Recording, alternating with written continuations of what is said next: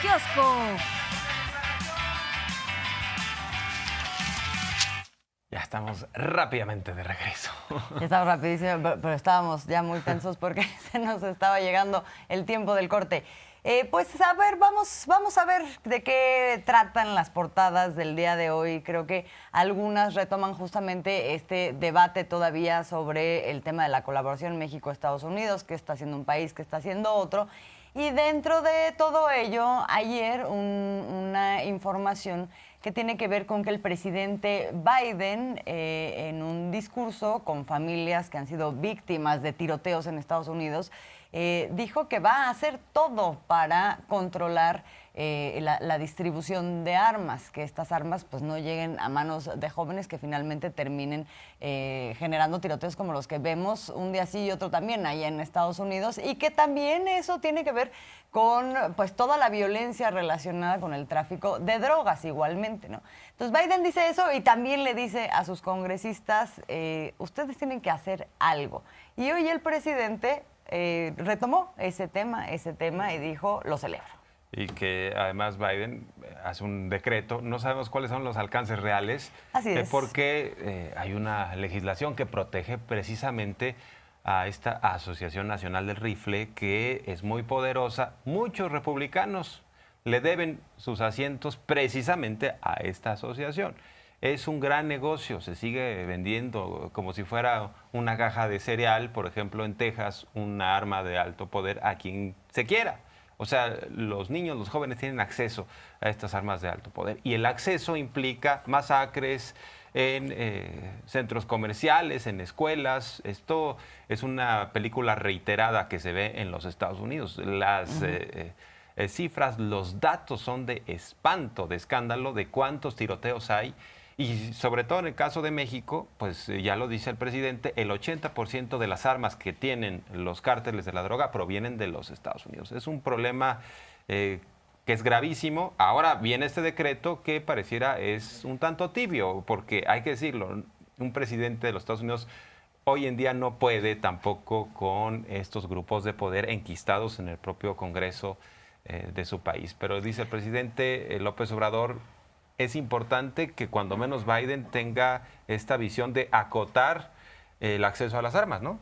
Así es, o sea, finalmente Joe Biden elige posicionarse dentro de una corrección política frente a una situación que es muy tremenda, y además hay un reclamo al interior también de Estados Unidos para que esto suceda, pero un poco también sabiendo que la definición sobre esto pues finalmente no va a recaer en él, sino en el Congreso de Estados Unidos. A ver si nos pueden conseguir en un momento las palabras del presidente de Estados Unidos, Joe Biden, pero mientras vamos a escuchar lo que dijo el presidente López Obrador sobre esto.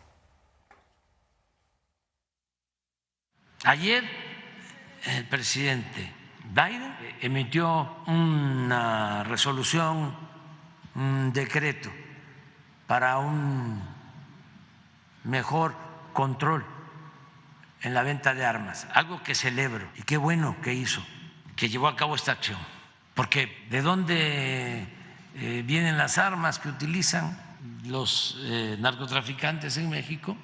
Pues de Estados Unidos, y allá las compran sin ningún control.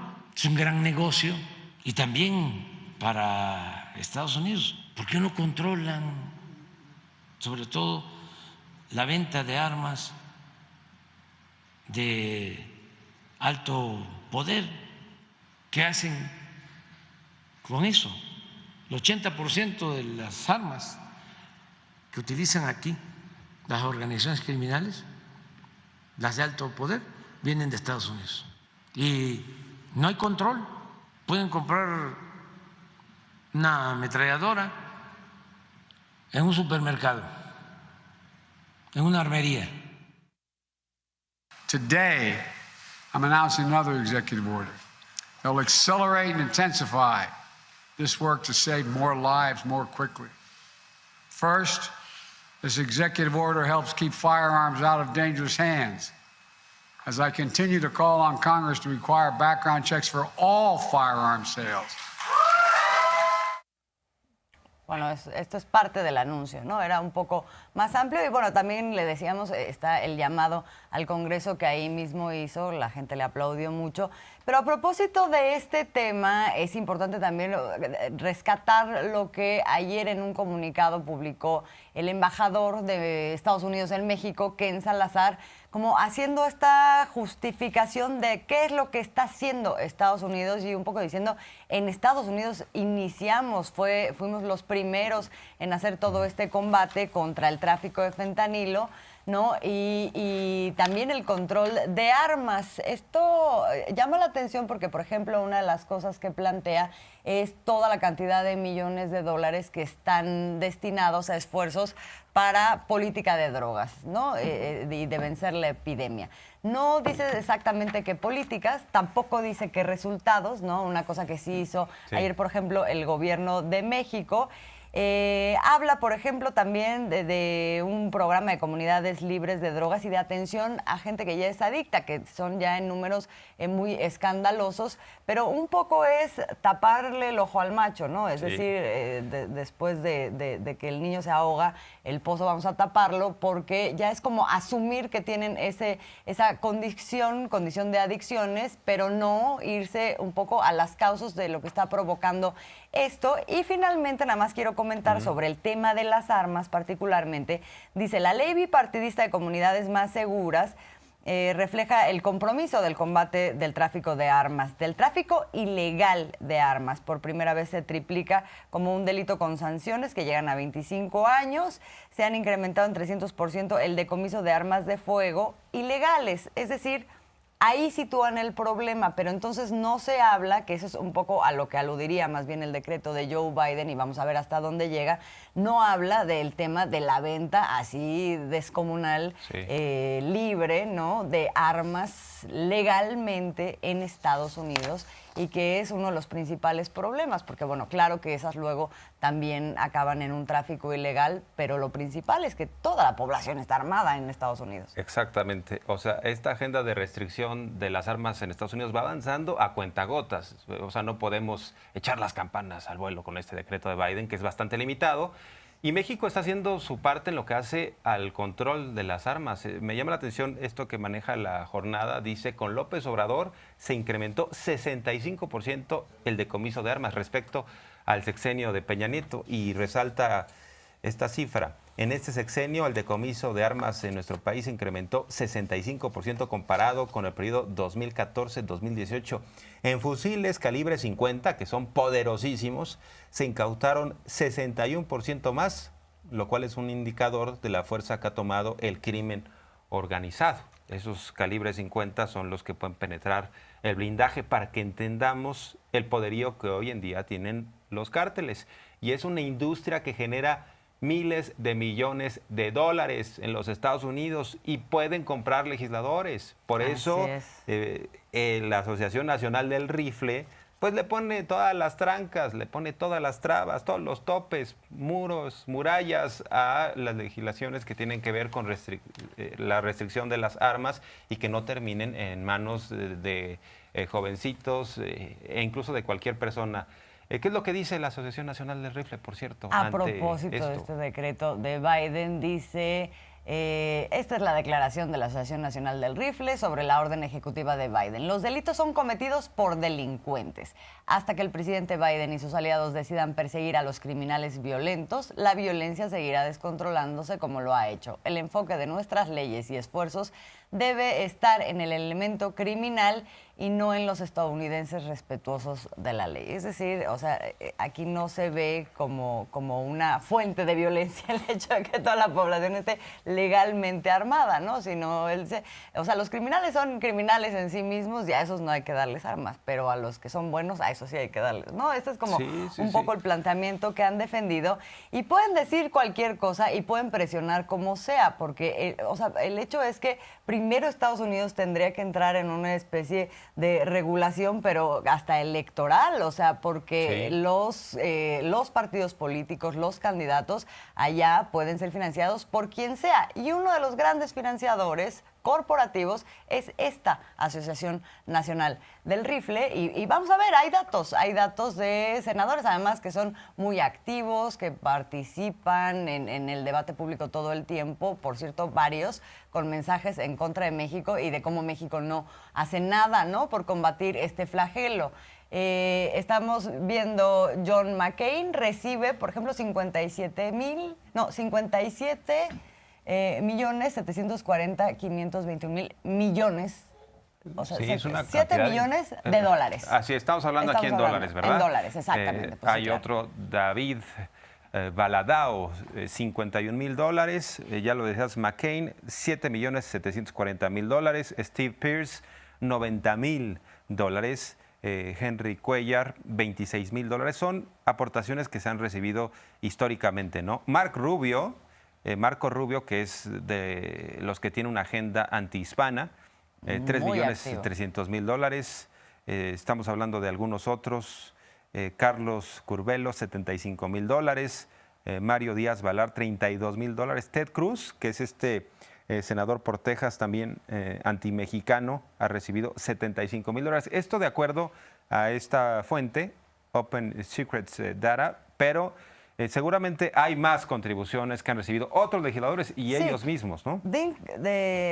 Crenshaw, el senador Crenshaw, también ha recibido financiamiento por parte de distintas... Además no es nada más la Asociación Nacional del Rifle, hay distintas organizaciones. Mira, ahí lo tenemos, Daniel Crenshaw recibió $44,892 dólares en total de comités y asociaciones en pro de las armas para las elecciones de 2018. Entonces, pues tenemos un grandísimo conflicto de interés, desde luego, a quienes están atendiendo los legisladores en Estados Unidos, pues desde luego no es el interés de la población, sino es el interés pues de estas organizaciones, de estas empresas de armas distribuidoras. Y llama la atención el discurso de esta Asociación Nacional de Rifle. Casi están acusando a Biden de dar abrazos, no balazos, ¿no? Sí. Casi lo acusan como si fuera López Obrador. En el caso de México, algunos dicen, no, es que tienes que ser más violento en contra de ellos.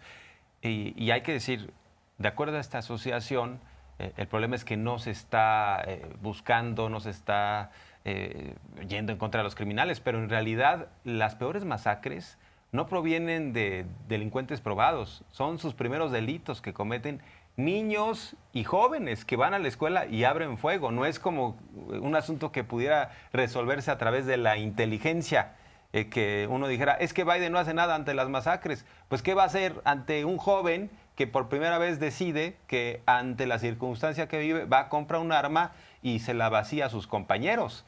El problema es el acceso que tienen a esas armas y, sin duda, pues no quieren tocar un gran negocio. En el caso de México, incluso pues nos utilizaron como ratones de laboratorio con esto de Rápido y Furioso. Nos mandaron armas con chips, supuestamente para ver cómo nos comportábamos, a ver si nos matábamos o no, a ver quién accedía a esas armas. Y al final del día los criminales le quitaron el chip, se burlaron de ese operativo y tenían estas poderosas armas precisamente para que se siguiera generando un baño de sangre de este lado, ¿no? Así es, y fíjate, las armas es uno de los problemas, otro de los problemas, o sea, porque hablando de estos jóvenes que van y abren fuego, pues sí, tienen armas, pero además hay todo un fenómeno social que está de ser estudiado también y de ser atendido. Aquí el senador Vasconcelos lo pone de una manera muy elocuente en una respuesta que le dio a Dan Crenshaw en estos días. Dice, sostengo que los legisladores y demás autoridades norteamericanas deberían centrar sus esfuerzos en resolver ciertas características de las sociedades altamente desarrolladas que propician conductas antisociales, adicciones y violencia, como las que trágicamente atestiguamos con tanta frecuencia en Estados Unidos. Me refiero a la falta de estructuras familiares amplias, el aislamiento y la cosificación de los individuos, el vacío existencial y otras lacras que llevan a la búsqueda de escapes. Esto es otra de las cosas que también, a las que también se ha referido frecuentemente el presidente como parte del reclamo y como parte también de la propuesta de México para entrarle a este tema. Acá y en colaboración con Estados Unidos y que se lo deja también como tarea, ¿no? Como una especie de tarea, pues atiendan a sus sociedades y estas fuentes también sociales de violencia, de vacío, de soledad, que acaban también en adicción. Oye, y este legislador republicano, Dan Crenshaw, fue muy despectivo con el senador Vasconcelos. Le dijo, deja de estar defendiendo a tus amiguitos, los narquitos estos. O sea, ya sabemos este discurso muy violento, ¿no? De esta derecha recalcitrante que... por eso también es trascendente que el presidente López Obrador se planta con mucha fortaleza y va al fondo de los asuntos. En el caso del fentanilo, pues les dice, a ver, revisen, porque ustedes mismos están vendiendo a través de las famosas farmacias, por algo se llaman drugstores, ¿no? Porque son drogas, ¿no? Nada más que aquí comercializadas. Dice, ustedes revisen, dejen de vender y nosotros haríamos lo mismo para que vayamos a la solución de los problemas de fondo. Vamos también a acotar a los grupos criminales, porque ¿qué es lo que sucede en el caso de México y Estados Unidos? Hay que reconocerlo. Estos laboratorios que utilizan esta sustancia del fentanilo para sus medicamentos, que son poderosos para paliar el dolor, pues muchas veces tienen fuga de sus productos. ¿Y esa fuga Claro. por qué se da? Por el crimen organizado. Claro. Hay que recordar que lo que hacía precisamente Zenly Llegón, por eso se volvió archimillonario, es que importaba ese tipo de sustancias de forma legal y las ponía en manos de los narcotraficantes y les cobraba un dineral y en efectivo. Por eso le encontraron esas millonadas de dólares. Entonces lo que plantea el presidente es, ya nosotros vimos que esto es nocivo, ustedes también éntrenle para acotarlo de forma seria, no nada más en el discurso y no es todo culpa de México, ¿no? Y por eso se habló también del fentanilo y se nos han dicho cuáles son algunas mentiras en este debate, ¿no?